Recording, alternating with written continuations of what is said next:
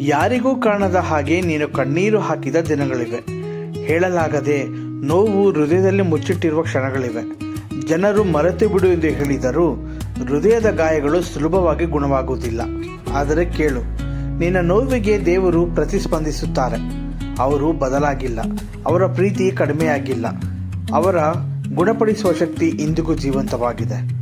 ವಾಕ್ಯ ಹೇಳುತ್ತದೆ, ಮುರಿದ ಮನಸ್ಸುಳ್ಳವರಿಗೆ ಯೆಹೋವನು ನೆರವಾಗುತ್ತಾನೆ, ಕುಗ್ಗಿದವರನ್ನು ಉದ್ಧಾರ ಮಾಡುತ್ತಾನೆ. ನಿನ್ನ ಹೃದಯ ಮುರಿದಿದೆಯಾ?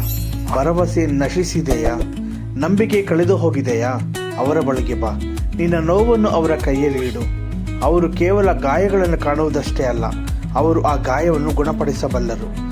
ದೇವರ ಸ್ಪರ್ಶ ನಿನ್ನೊಳಗೆ ಹೊಸ ಶಾಂತಿಯನ್ನು ತರಬಹುದು. ನೀನು ಕಳೆದುಕೊಂಡಿದ್ದೇನೆ ಎಂದುಕೊಂಡದ್ದನ್ನು ಅವರು ಮರುಕಟ್ಟಬಲ್ಲರು. ಅವರು ನಿನ್ನ ಹೃದಯವನ್ನು ಮತ್ತೆ ಜೀವಂತಗೊಳಿಸಬಲ್ಲರು. ನೆನಪಿರಲಿ, ಗಾಯಗಳು ದೇವರ ಅದ್ಭುತಗಳಿಗೆ ದಾರಿ.